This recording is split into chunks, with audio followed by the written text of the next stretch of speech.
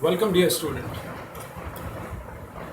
Once again, we shall continue with our forms of business organization, and in its continuation, we shall proceed with the merits and demerits of joint Hindu family business. In our previous lectures, we had discussed at length the definitions, the concept, and the features of joint Hindu family business.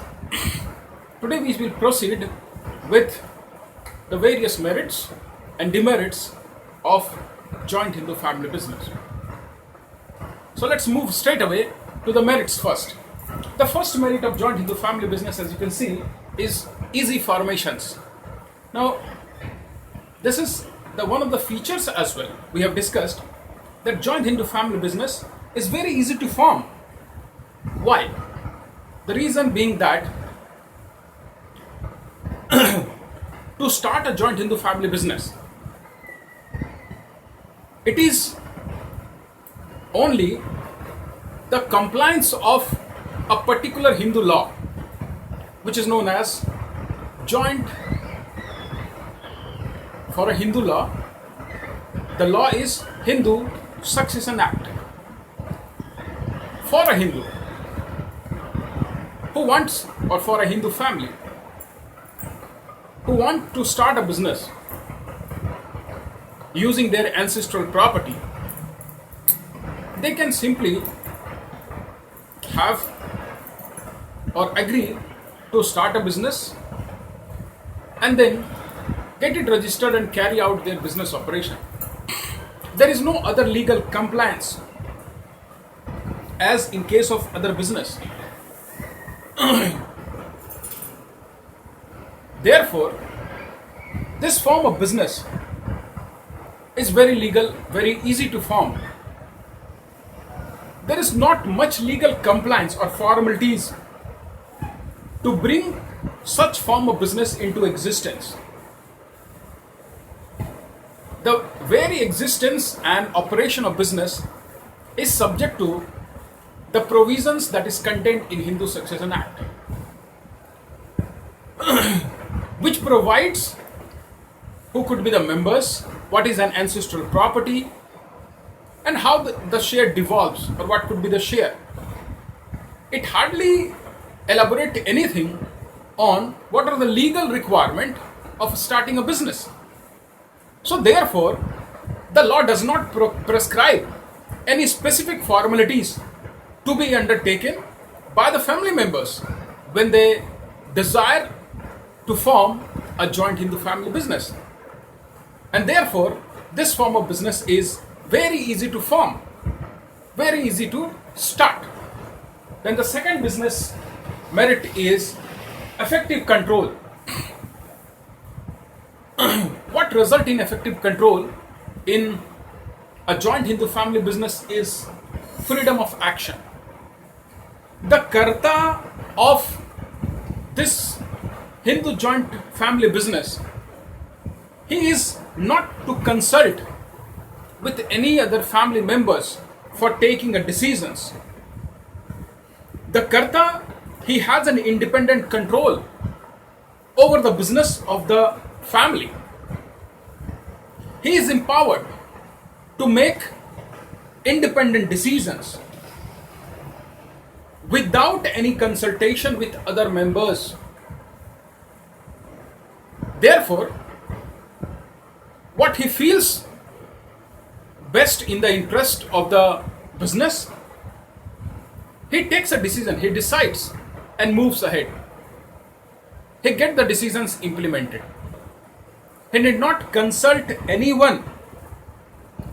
So, he can take a prompt decision. This is the benefit. And therefore, since other members do not interfere with the decision making power that vests in a Karta, the Karta has a freedom of action. He can decide whatever way he thinks is best suited in the interest of the family business. So therefore, he has a freedom of action, and this results in effective control. Since all the major decisions are taken by Karta, So this is a single control, single person management. So the management is very effective, or rather the control is very effective. Now coming to the next point or next merit, that is unhindered business existence. Now this points out to one of the features that the existence of a joint in the family business is unhindered. That is, it is not affected by incapacity, incompetency, insanity, death, and any inability of the Karta at any point of his time during his life. The entire business moves on. It is not affected. The life of the business is not affected. If the Karta is found to be ineffective or not in a position to control the business or manage the business, the next senior most member of the family takes charge as a Karta. So here what we find, that such business is having a stable life. It do not waves its position. There is no ups and down in the life of the business. It is a fair, stable life. The incapacity, death, incompetency, and any inability of the Karta does not affect the business at all. The business is not terminated by any of these events in the life of the Karta. The business continues to move on. It continues to continue its operations. Therefore, there is stability and the business existence is unhindered. It is perpetual. It is not affected by the events that takes place in the life of Karta. Then the next one is protection of the interest of the members. Now, how this interest of members is being protected? Rather, if we point out to one of the features, we know that the members of a family, of a joint in the family business, their liability is limited. They do not have an unlimited liability. Whereas they have an equal share in the profit of the business. Now, if you take into account the family members, like there could be a minor, there could be widows as well. The Karta act in the best interest of such family members. He may be a disabled, he may be a widow, he may be a child or a minor. So whatever may be the position of the members, that does not affect their right. The members are assured that their interest will be protected by the law as well and by the action of Karta as well. Karta works in the best interest. Karta tries his best to protect the interest of the members in case they are disabled, in case they are minors, or in case they are incapable, they are widowed. So there is protection of interest. Next one is increased loyalty and cooperation. We find that the family members or the other members, they tend to be more loyal and they cooperate. What is the motivation for this increased loyalty and cooperation? Why do they cooperate with Karta? The reason is simple. As the business, though it is managed and controlled by the Karta, but It is run by the entire family members. The business is a part of their family. Each of the members treat it as their own property, as their own investment, and therefore they try their best to protect their interest, and therefore they work with greater devotion, with greater loyalty and greater cooperation, so that their interest may be enhanced. And this is the reason why there is a greater loyalty and cooperation among the family member. If they cooperate, the reward in the form of profit will increase, and there would be direct benefit of this reward among the family members. So, be it Karta or be it the other family members, they put their best in effort so that the business have a greater profit, and this greater profit is shared among all. So there is a motivation that since the effort will be directly rewarded, there is a greater sense of loyalty and cooperation, so that the business perform in a successful manner and in a profitable manner. Then coming to the next, that is benefit of ancestral goodwill.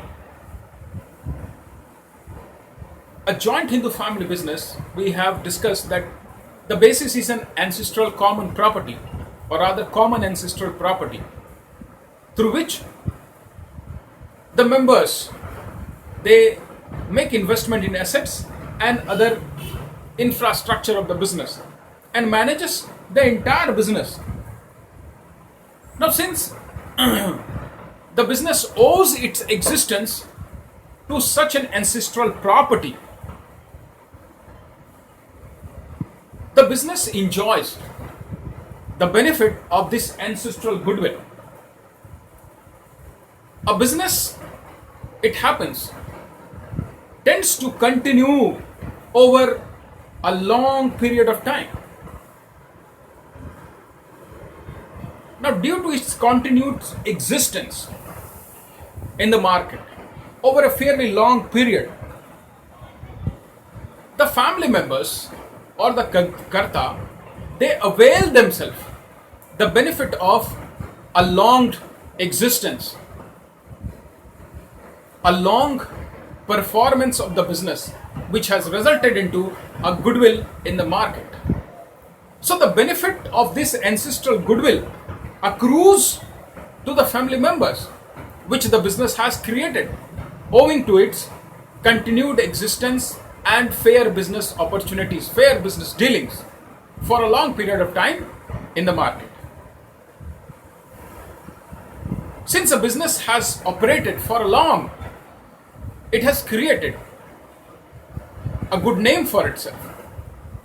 So the family members or the new members of the coming generation, they tries that the name of the business, the goodwill of the business should be increased, or their effort should be in increasing the goodwill of the business. So here we have a benefit of ancestral goodwill. That is the thing. Then next we have maintenance of secrecy. We know what type of role a business secrets play in the success of a business itself. We have discussed that the entire decisions of business, joint Hindu family business, is taken by Karta.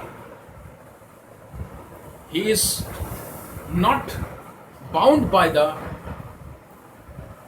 suggestions of any members.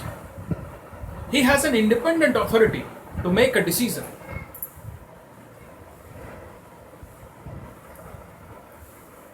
Whatever decision he takes in the light of the circumstances that a business faces. So as per his experience and as per his perception, he takes the best decisions. The reason being very clear, that if he do not take or work in the interest of the business, even his interest would be jeopardized. He would also lose his share. Therefore, he tries to protect the interest of the business and the members. And this in turn protect his interest as well. So whatever decision he takes, whatever plan he makes in the light of the various business environment and various business circumstances,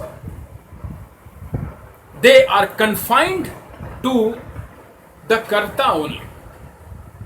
He do not share his secrets, his plan with anyone. So he not only work wholeheartedly to enhance the interest of the business, but also maintains the secrecy of the business to himself. The secrecy is confined. Whatever plan he has made, whatever way, course of action he has decided, that is limited to him only. He do not share it with his competitors. And therefore, we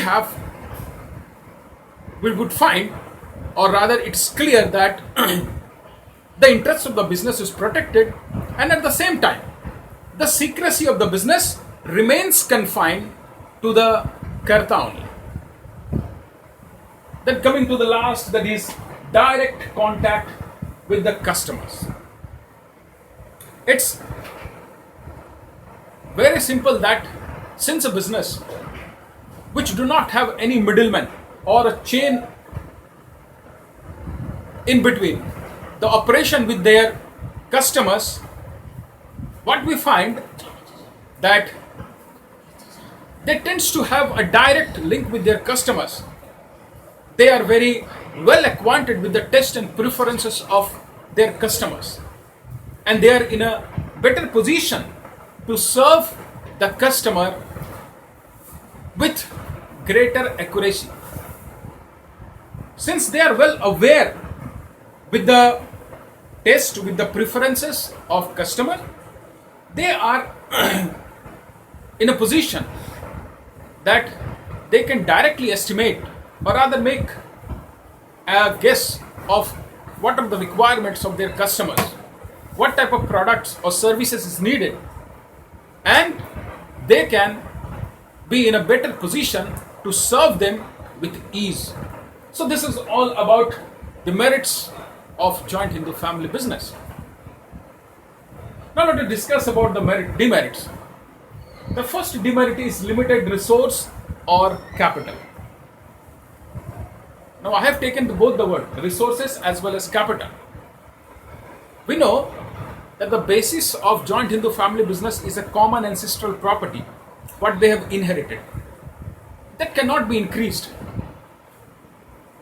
That is commonly invested in the business. Now what they earn, the profit, they gets divided as share among the members. If they have agreed to keep a part of the profit as reserve to be used in future, they may do so. But there may be chances that many of them do not agree. So expansion of the business and diversification of the business is limited because there is limited capital and there is limited resource. The members do not invest their own money. The business is started by a common ancestral property. The business therefore loses an opportunity if they faces that the problem of limited capital might restrict the business to take up an operation of increasing the scale of operation. It may restrict to approach to a new market. It may hinders the business to plan for adding a product line, to go for diversification. The reason being very clear that there is lack of resources or lack of capital. Like lack of capital and resources, this business also suffers from lack of managerial ability, or there is limited managerial ability. It is very clear that Karta is responsible for managing and controlling the entire business. But this person, this Karta, he has not acquired any specific qualification. He has not undergone a training of managing a business. The property of the entire family, its fate depends upon the decisions and the managing ability of the Karta. If the decisions of the Karta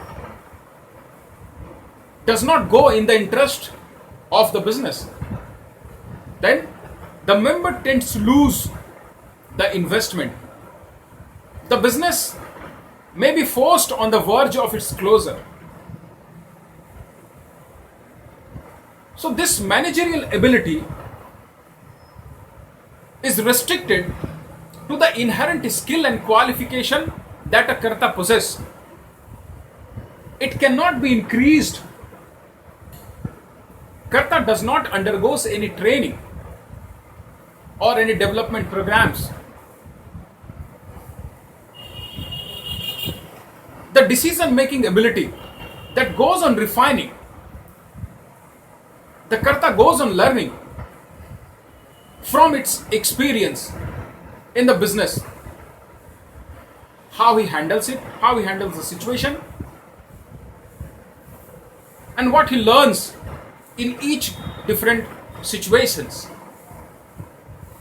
So the managerial ability of Karta is restricted to his inherent skill and learning that cannot be increased, because he has not gone under a training and development programs. Now let us come to the next, that is unlimited liability of the Karta. Now what we find over here is that there is a disproportionate relation between effort and reward. The Karta takes the whole responsibility of the business. He has unlimited liability, whereas he shares equal profit like other co-partners and members. Therefore, we can say that liability of the Karta is unlimited. Now, this unlimited liability is disproportionate reward to whatever effort he makes. It does not give any motivation to the Karta that he would work in the best interest. Now, since a Karta has an unlimited liability, this unlimited liability forces him that he needs to work very accurately. He has to manage the business very perfectly, take sound decisions, and assure that they goes in the interest of the business. But as an inherent limitation, we find that Karta suffers from this disproportionate reward. He does not get remuneration, any compensation for his effort or for his unlimited liability. He gets his share like other partners or like other members of the business. Then the next one is dominance of the Karta. Now, since a Karta is in a position of imposing his decision and managerial skills, at times we may find that the members may not agree to the decisions to the style of management of the Karta. Since a Karta does not consult with any of the members, there might be human nature that they tends to grow suspicious whether the Karta is not making any secret profit. He is not sharing the business secret with the competitors. He is not making his own property in the light of the family business. So the suspicion in the mind of the other members and disagreement with the approach and decisions of Karta may often leads to a sort of dispute, and this may leads to termination of this joint Hindu family business.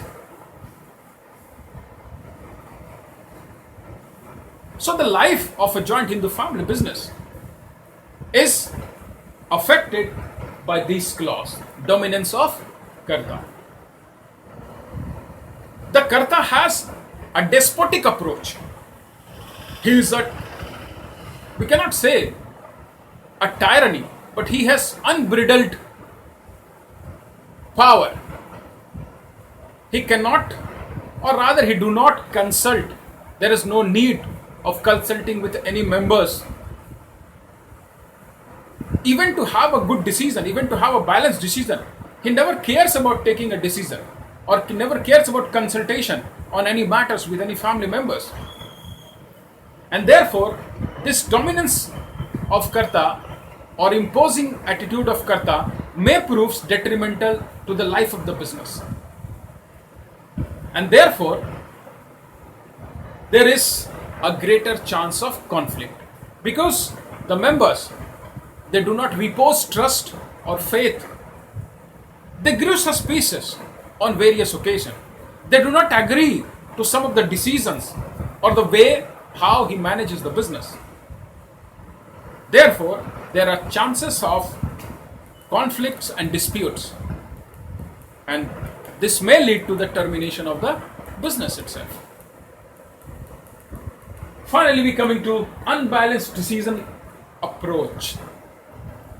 We have already discussed this, that since a Karta does not consult with any of the family members, it's amply clear, it's manifest that whatever decision he takes or the way he manages the business, he manages it in a hasty manner. And sometimes, not always, but there are chances, probability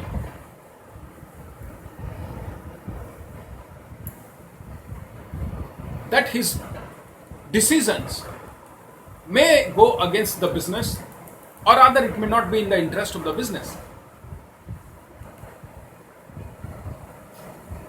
It's a well-known fact that generally a brainstorming or making a discussion over any issue helps us to come out with a sound propositions.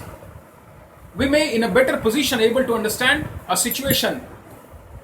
We may able to devise plan and strategies how to handle a particular situation.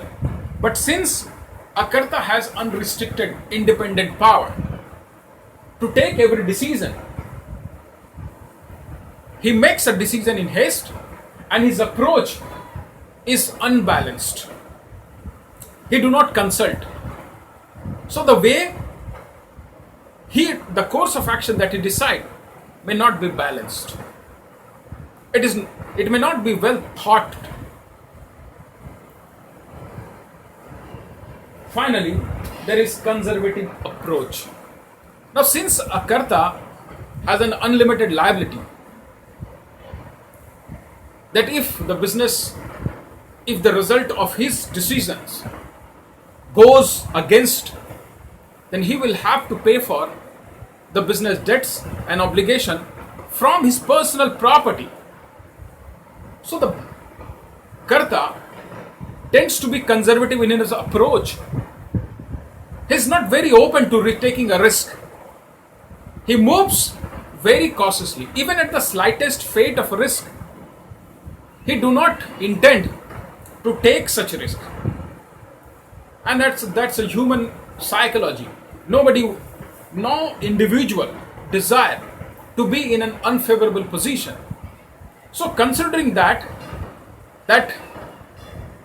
the outcome of his action would first of all fall on him, he do not go with the risk. Rather, he tends to be very conservative. So therefore we have this conservative attitude. Karta has a conservative attitude of the business. He do not intend to take a slightest risk. So these are all about merits and demerits. Hope we will have a sound discussion. Till then, keep learning.